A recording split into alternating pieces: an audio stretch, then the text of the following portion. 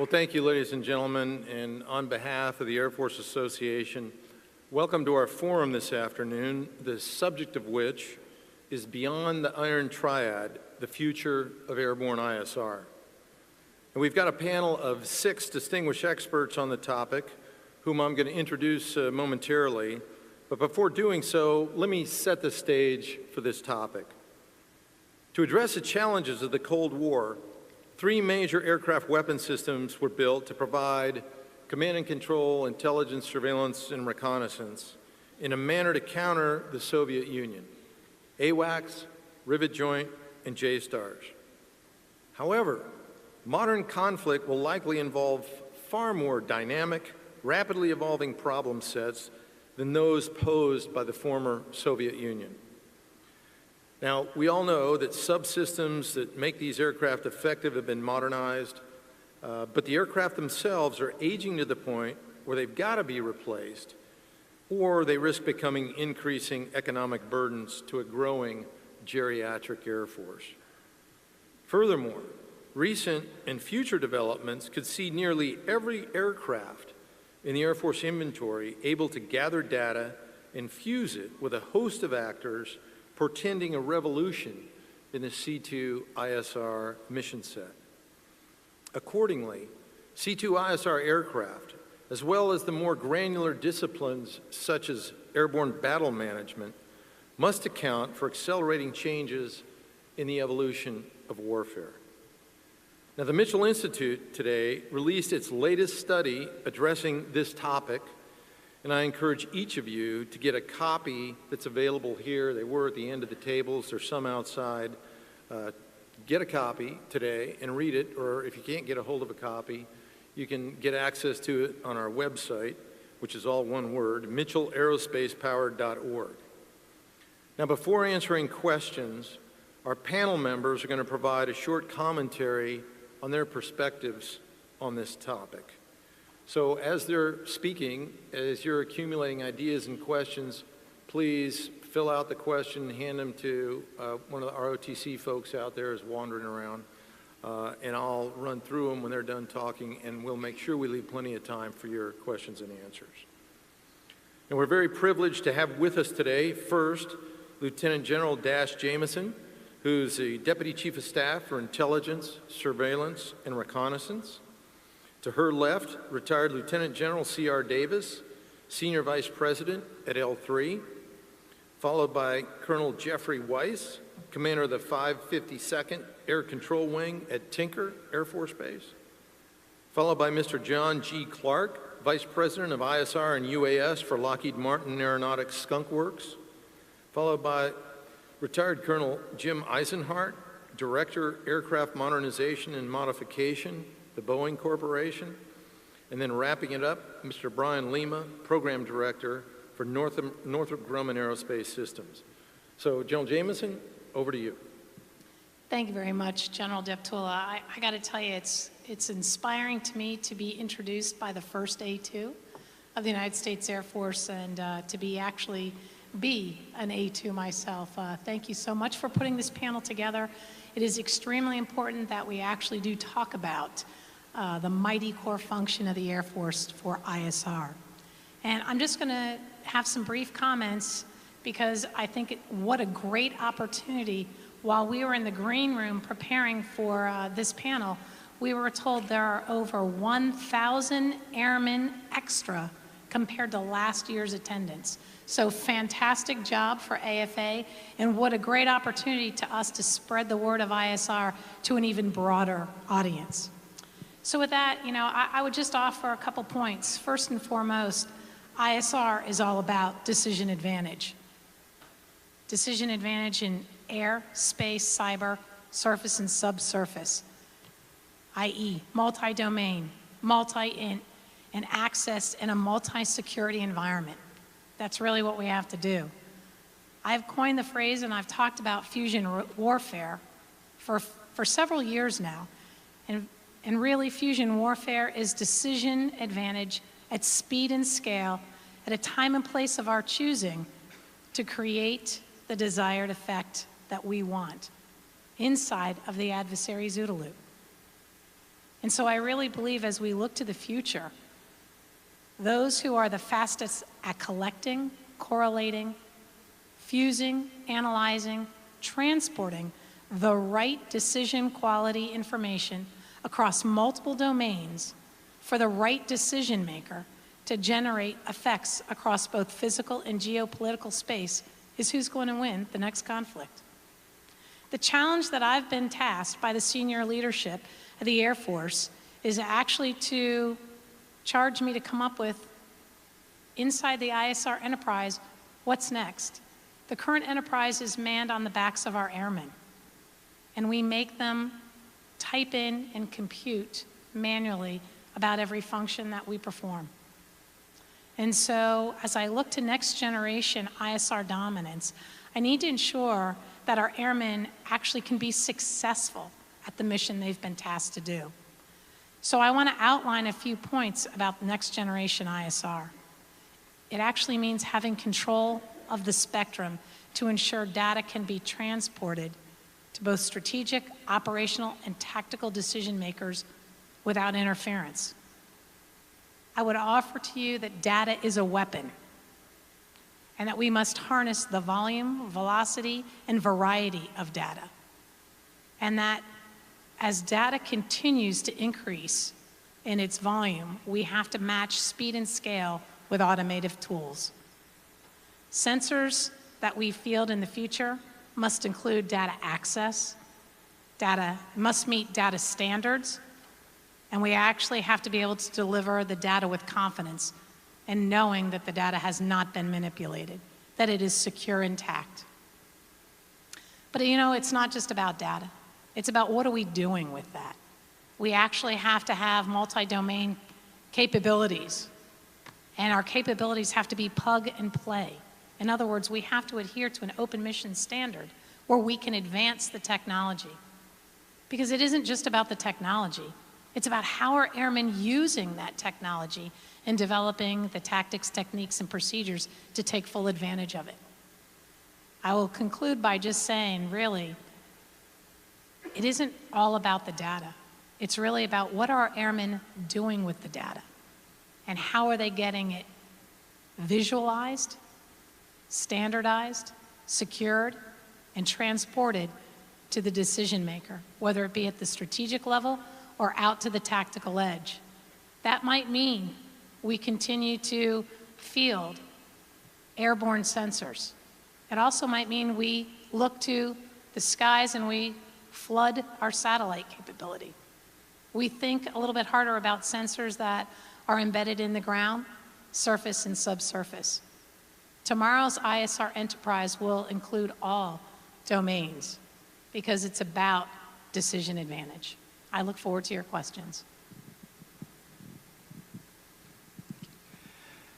Good afternoon. I'm going to kind of address this topic of this challenging, if you will, area from kind of some experience in Air Force acquisition and a little bit on the industry side, and then let the experts that are on my right and left that talk about the operational issues.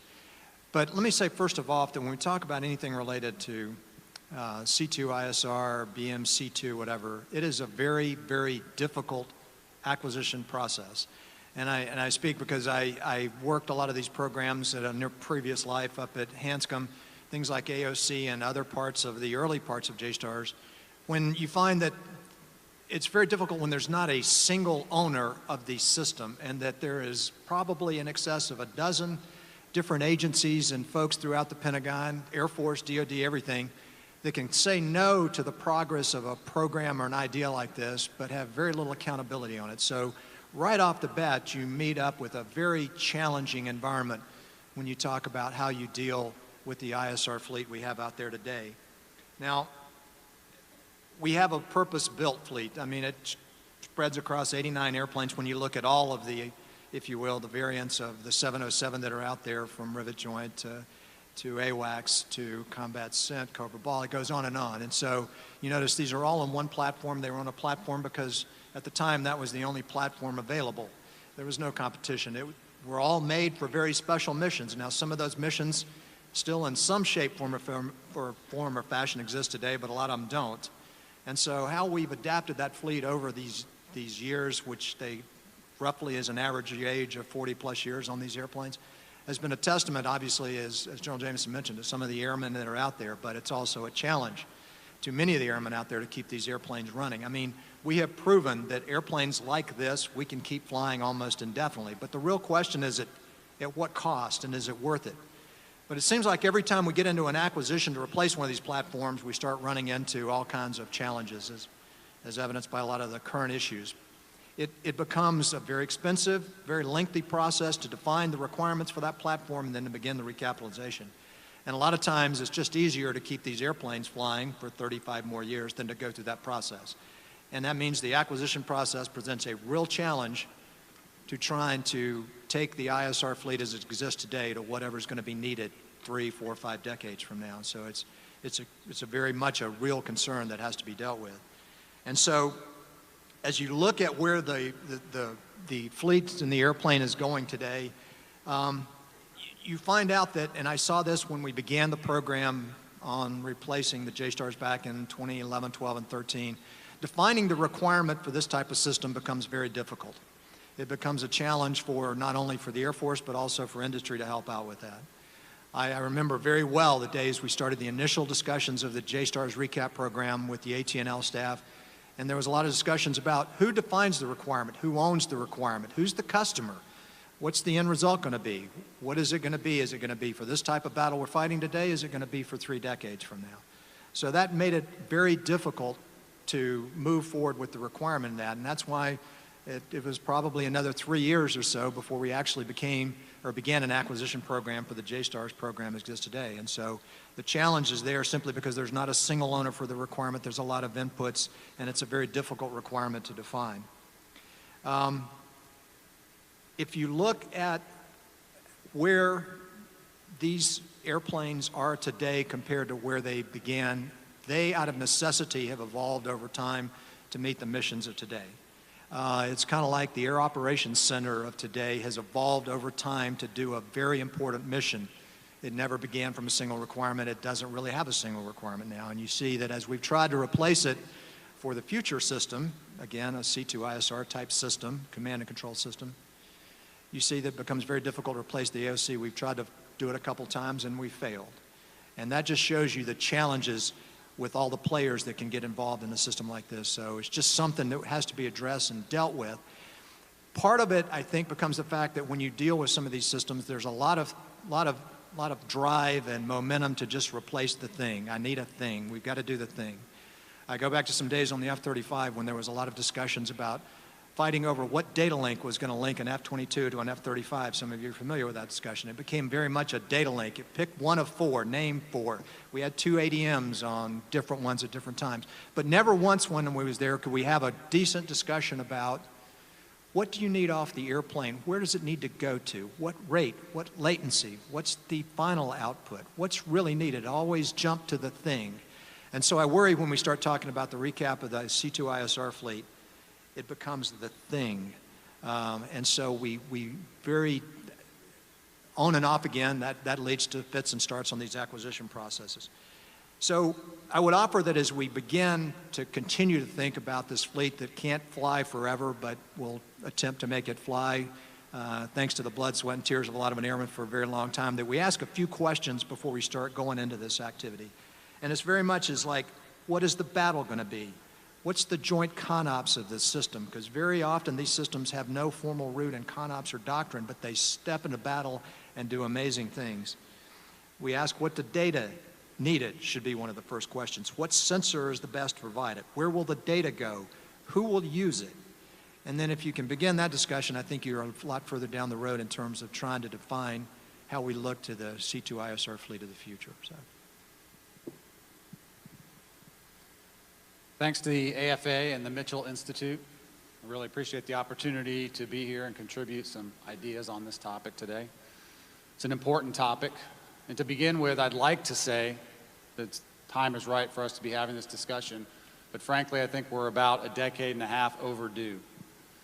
As we're in various stages of developing, fielding, and operating a number of advanced generation weapon systems like the F-22, the RQ-4, KC-46, F-35, and B-21, the Iron Triad, the E-3 AWACS, the E8 J-stars and the RC-135 rivet joint is really showing its age. Nominal investments in upgrading processing, man-machine interfaces, sensors, and networking capabilities are maintaining the relevancy of these platforms for today's operations in mainly permissive environments. But until we put some analytical rigor into platform-agnostic assessments of the future operational environment and the role tactical command and control and battle management will play within it, we'll lack what I call institutional certainty, which is what we need to clearly define the requirements that will drive programming and acquisition decisions and actions that help us answer what the question of where our Iron Triad capabilities need to go from here. Today, the complexity of multi-domain warfare and a variety of contingencies, including humanitarian relief, defense support to civil authorities, law enforcement, asymmetric combat operations such as those in Afghanistan and Iraq, has placed the Iron Triad weapon systems in greater demand than ever. Combatant commanders rely on the Iron Triad to acquire and process information required to build not just awareness, but understanding of the operational environment. Detecting and identifying what's out there, then managing resources to create effects that support their intent. But does today's demand necessarily mean we need similar capabilities 25 years from now, especially given the amount of data and situational awareness that the latest technologies can provide, for example, to an F-35 pilot? But while advances in data acquisition and fusion in advanced generation systems will enable greater autonomy for various elements of the operational environment, it's unlikely that our ability to fly, fight, and win will improve with a drastic scaling back or elimination of tactical C2 and battle management capabilities going forward, particularly because no technological advancements can adequately substitute for what I call the 3 Ps: perspective, persistence, and processing. Whether we're talking about today's fight or one in the distant future, our ability to generate multi-domain effects will require us to create a comprehensive view of the operational environment and dedicate human decision makers to monitoring and interpreting this view and adapting operations to dynamic conditions without the added distractions of flying and fighting an aircraft. That's perspective. At the same time, the longer those decision makers can monitor the big picture, the more continuity and integration they can provide to operations. That's persistence. Finally, we cannot forget the most important weapon, the most powerful weapon we have is the trained, educated human operator. A single individual can only process and act on so much information, especially when confined to a cockpit-sized working environment.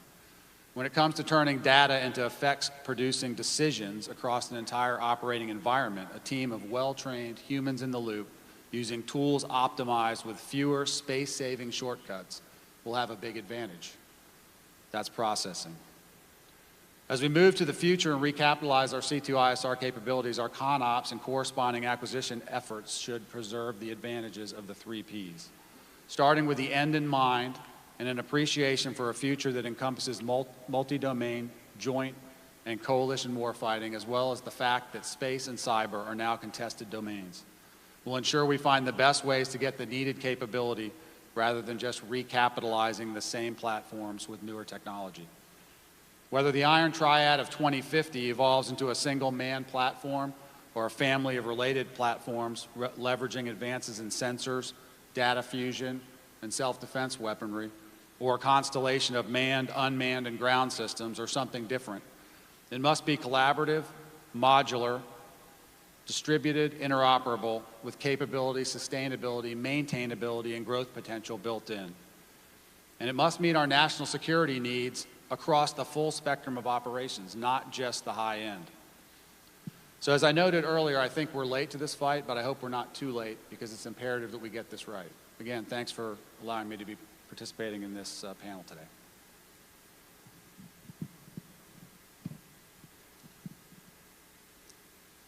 So, building on the inputs that had come previously, I think one of the things that, as you look at the next generation of the C2ISR and how we get to that future end state, is looking, you know, we talked about the multi-domain command and control and how that starts to build into those systems, and this debate about how you do your acquisition. one of the traps that I think that we fall into when we look at this information and how the information is consumed by these different decision makers in the ecosystem is that you've got a set of decision makers from an acquisition perspective that quickly fall into the trap of looking at things in a platform perspective. And so when we look at multi-domain command and control right now, there's a lot of discussion about how that environment turns into a next generation AOC or a next generation DCGS. And I think it loses sight of some of the near-term impacts of being able to take advantage of the existing systems and how those sensors and that information can be coalesced in a different way to take advantage of a much more streamlined integration of that information to make decisions. In doing so, one of the things that with our existing systems and how they've been built up over the years is that you found that there's a lot of individual stovepipes, and breaking those stovepipes down has become a foundational element of integrating a lot of these new systems. And so you look at the emergence of technologies and standards like open mission systems. Those are there to help facilitate breaking down those individual stovepipes so that information can be used and consumed by all these different consumers of information to then make the decisions. Unfortunately, when these processes are being put in play, we fall into the traps of looking quickly at what the platform or the brick and mortar facility is to go consume this information and do meaningful things with it.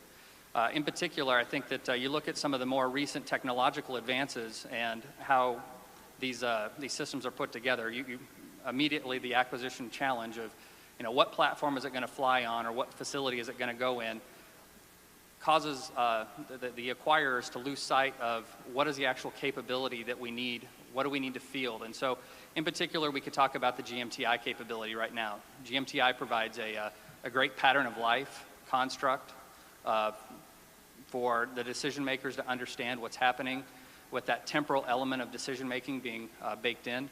However, that type of information can be provided from numerous sources, and so it becomes a very big debate about what is the best way to deal with the challenges of an aging fleet today versus the emergence of that type of information being able to be provided by multiple sensors going forward in the future. So I'd like to emphasize that as we continue to look at the future of the C2ISR realm, that we focus on how we get the information to the right end user and not so much focus on the individual platforms and how those platforms are acquired. I think that if we can put more emphasis on the structure of the decision-making process and how we get those tools in the warfighter's hands, we're going to be much faster at tackling the decision dominance equation. Thank you, General Deptula, for inviting us here today to have this conversation. We've been engaged in this artful battle of wits over how we're going to do this C2ISR fleet recap, as has been pointed out a couple times, for a very long time.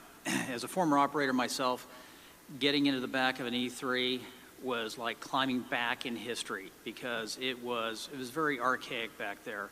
And I always looked across the ramp at the F-15 squadrons, and they get modification after modification after modification, and here we were battling it out to get 3035, to get ESM, and I mean, that was really the dark days of AWACS. And along came 4045, and we thought that was going to cure everything, but not so much.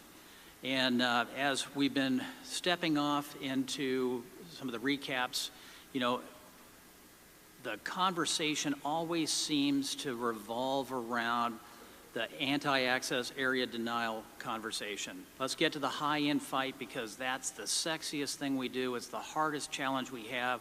And oh, by the way, these C2ISR platforms aren't going to play in that. But Colonel Weiss, you made a very good point just a minute ago, and that is there's a range of military operations that seems to drop off the conversation palette as we talk about this. And that is things like counter drugs, humanitarian assistance, disaster relief, POTUS support. Sometime about a year and a half ago, President Obama went to Vietnam and Myanmar. Now, why do we need a tubed C2ISR platform? Is because when we have to do that mission, we're not going to be allowed to put a 4-ship of 5th-gen fighters over Cranium.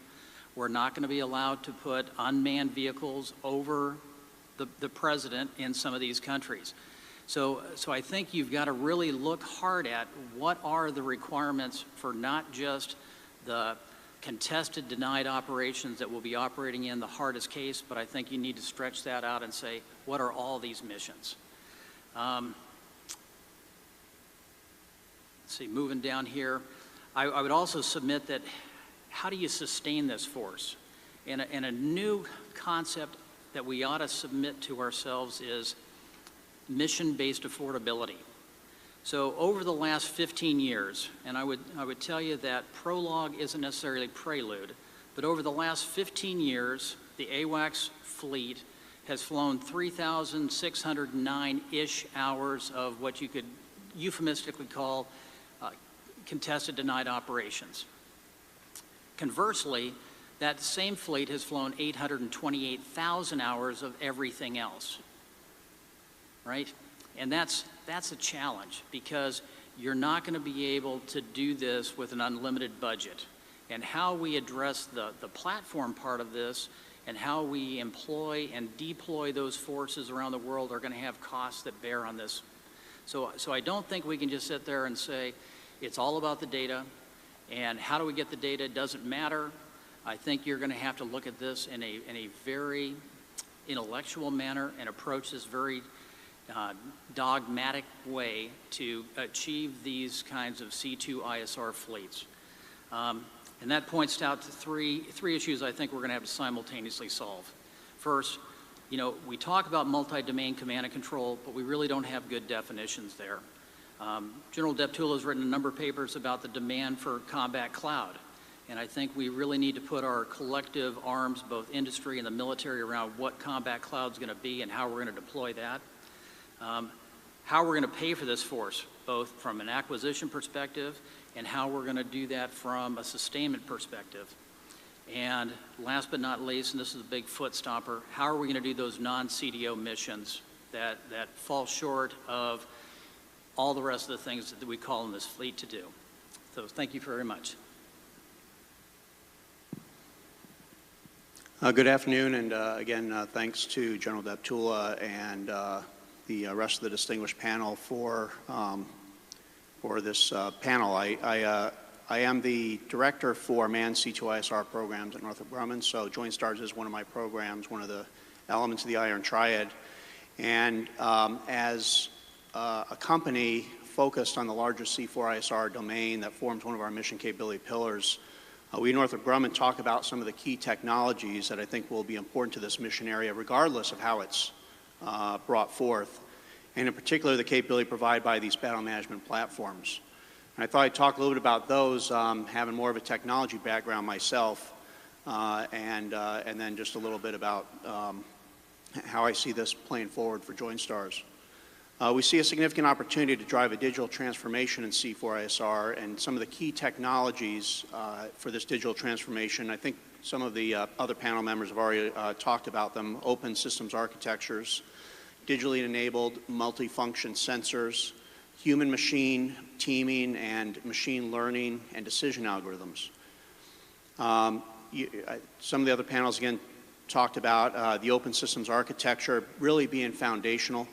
As applied to the manned airborne C2ISR systems, it will be key to quickly evolving technology, ensuring interoperability, and ultimately affordability, that there be a common architecture across the platforms or whatever that future generation of systems looks like.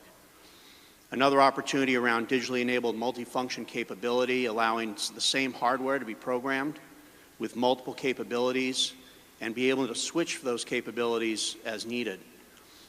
Of course, resiliency and interoperability will be key components of the multifunction, and I think to some extent the future of ISR lies in this area.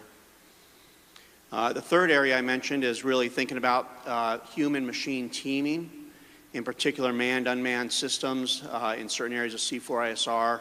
We can think about the endurance or the persistence in collaboration with that human element wherever it may occur.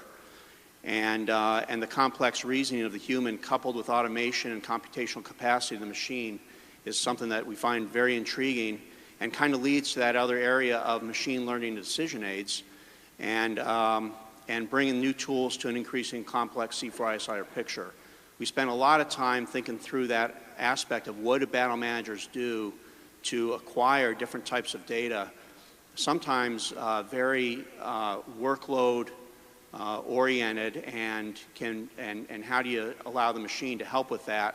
And you can kind of almost envision a cloud-based mechanism where some of those data elements are looked for automatically, or cause a sensor to go grab the additional data necessarily to finalize that confidence that we have a particular target with ID or classification.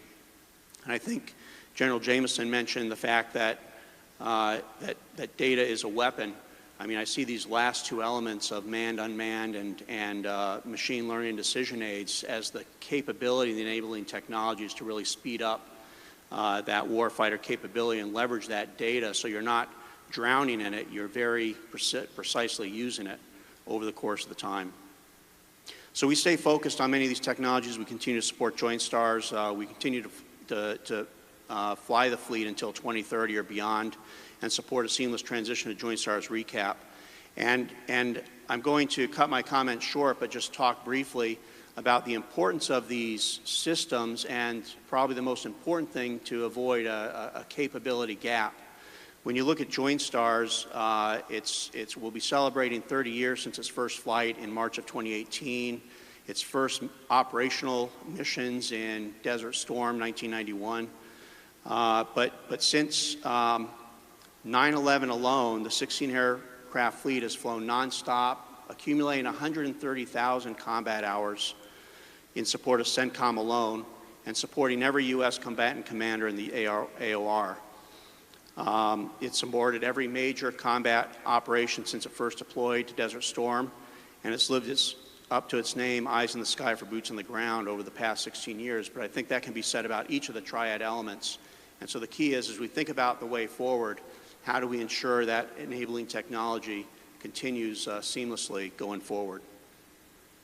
So we'll continue to work closely with our customers to constantly evolve. The Joint Stars mission and our nation's military missions have evolved, and I'll just say that I and our company are proud to have served the nation in development and sustainment of the weapons system, and look forward to evolving the mission well into the future. Thank you.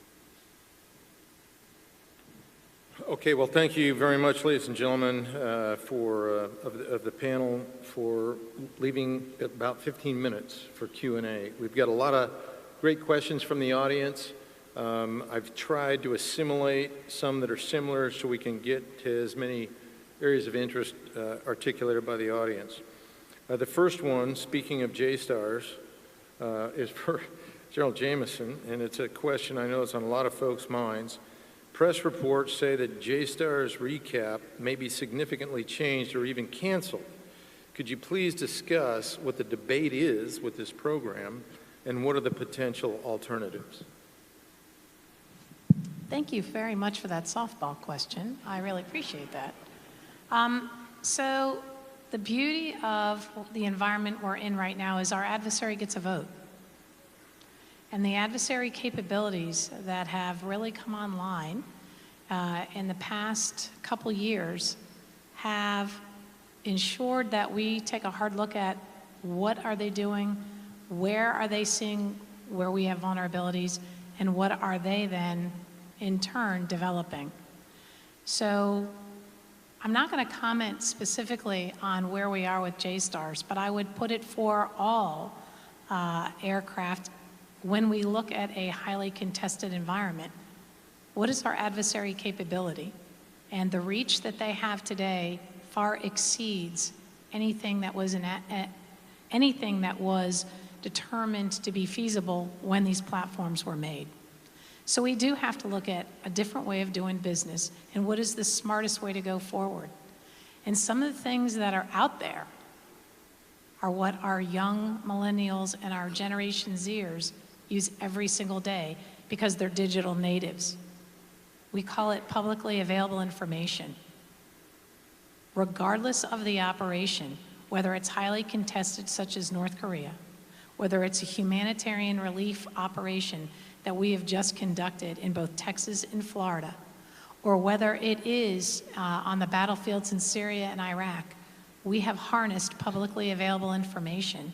Some call that social media, blogs, newspapers, discussions, and been able to use that data to get decision-making quality information to the tactical edge to create the desired effect that we want. That is not something that we contemplated a short 5 years ago. Every single COCOM has got some kind of idea and is looking at how to use social media. I call it publicly available information. And every service is looking at how do we actually develop training so that it becomes a repeatable, trainable operation. That is just one area that we're going to look at in addition to what we're doing with JSTARS. Very good. Now here's a follow-on. What I'd like to do is have one of the other panel members field this one, but it's a follow-on to the JSTARS question. Whether you disaggregate or field a JSTARS replacement, you'll need a data link or transport mechanism to pass the data. Where do you see that coming from, and what would the attributes of a future data link for ISR in a contested environment look like? Do you have an architecture in mind? Let me just go back to the experience I mentioned on there. This is one, I think, one of the fallacies of the process we get into when we start saying, well, what's the data link we need? What kind of data link? What's it going to do? The answer really should start out with, what data do you want off the platform? Where do you want it to go? Who do you want to get it? What are they going to do with it? And if you can just answer some of those questions, I know they're very hard questions. In some cases, they're very simple, though. If you can answer that, then it starts to fill in, for me, the gaps of what's the best data link for that situation in what area. Because you can get a data link out there that does anything you need. Very expensive, different antennas, very cheap, very simple to implement. It just depends on what you need. Very good. Colonel Weiss, do the threat capabilities of our competitors affect the ability of large aircraft battle management capability? Yeah, so General Jamieson touched on this just a second ago in her opening remarks. Obviously the threat out there, when we're talking about the high end, they're focusing a lot of effort on neutralizing our high-value airborne assets, in particular our battle management assets. We might ask ourselves, turn that around and say, why are they so concerned about those assets?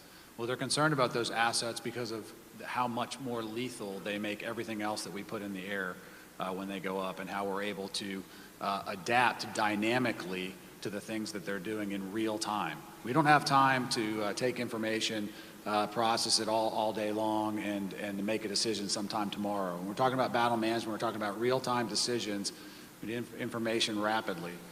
So they want to neutralize those things, and they're being pretty effective at developing systems. So we're concerned about that, and the 552 and all the Iron Triad are concerned about that. Now, that being said, there are advances that we can look to in the future if we have the institutional certainty to continue to improve our battle management capability going forward that can provide us some counter advantages to what they're doing, just like any other system that we have out there that you want to name that has to improve over time to meet its mission requirements. So yes, we're taking notice of what they're doing. Do they affect us on a day-to-day basis with about 99.9% of what we do in the battle management and C2 realm? No, they don't right now. And like I said, and like Colonel Eisenhart pointed out, we're going to have to preserve some measure of this capability for the full spectrum of operations. And I think there are innovative ways that we can employ and look at how we're going to recapitalize our C2 and battle management capabilities that will force our adversaries to once again go back to the drawing board and make additional changes to attempt to counter us. Very good. Here's one for anybody on the panel, but perhaps one of our industry partners might want to field. One of the big problems with the E3 and the rest of the Triad is task saturation. There's so much information that we can glean, but our crews are very, very busy controlling or surveilling to assimilate it. Are there any plans to help them augment our decision advantage, and how can we fix that? So if I could be so bold as to suggest, real estate is one way you can do that, but I think some of the experimentation that's been done with combat cloud, big data, data automation, data analytics, and artificial intelligence will really pave a way towards how you take all that data. You know, I look at the big S-band radar that's on top of the AWACS today. 90% of the data that comes off that sensor gets dumped on the floor, never processed. And so I think the faster computing power that we can put on board some of these platforms that can dig out some of that stuff is going to be a gateway to some of those problem solvings that will help the crew make faster decisions. Taking larger, having the combat cloud across all the Iron Triad, or whatever we're going to call it in the future, to be able to bring in that multi-level security types of information that today isn't available to those crews is going to, again, accelerate that process, and allowing ourselves to have the virtual conversations with the AOC commanders to push that ROE decision forward so we get that decentralized speed of decision faster are all the ways that we're going to be able to do that. Very good. Here's another one for the entire panel, and an interesting one, maybe a bit tactical, but the questioner asks, in my rivet joint experience, the collection capabilities and mission sets made diplomatic clearance for overflight difficult. While other new aircraft, fifth generation and so on, may have similar sensor capabilities, is there a concern that using them for ISR missions would endanger access for their primary missions? Okay, no one wants to take that one? You know, it really is about what is the capability and how do we want to use it. I can't think of a single platform that we operate that is single mission. And maybe you all will go, well, you know, you've got the A-10 that does CAS, but A-10 also does ISR when it does a BDA recce run. Every single platform we have is equipped with sensors, whether it's the Mark I eyeball or it's other capabilities on the platform. It's how do we actually articulate what is the multi-role that we're going after. And we do have to get a little bit smarter about that. Are we concerned? I wouldn't say we're concerned, but I would say we actually have to fuse and use the capabilities that we have and look at things in a little bit different light. Fusion warfare. How do we get there given the very separate and distinct systems we have, comm systems, data links, levels of security, and so on and so forth? I can try this one. I think we talked a little bit about combat cloud technologies and the likes, the open mission architecture, open mission system type approach, and I think speeding some of those technologies up is going to be key to how you collect and transmit the data so that those fusion technologies can occur.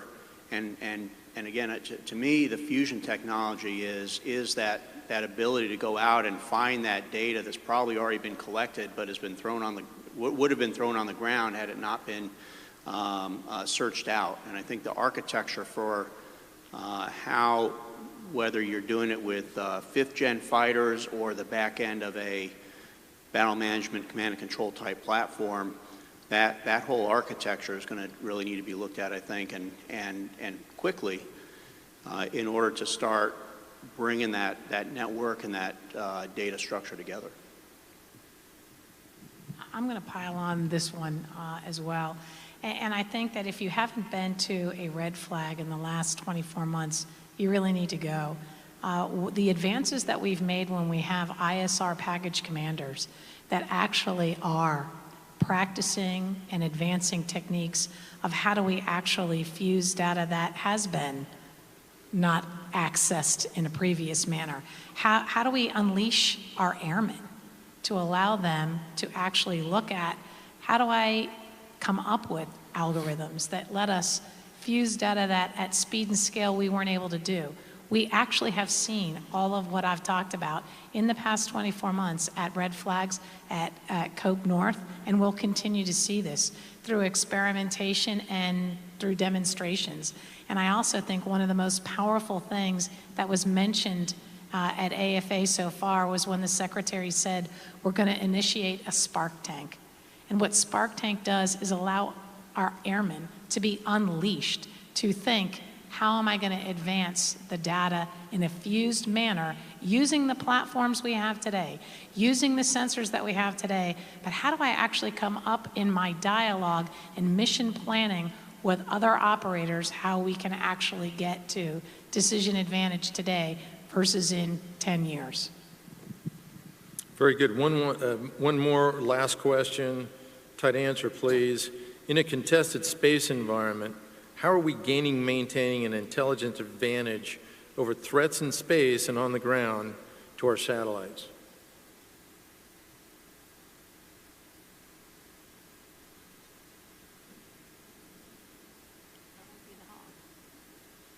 Okay.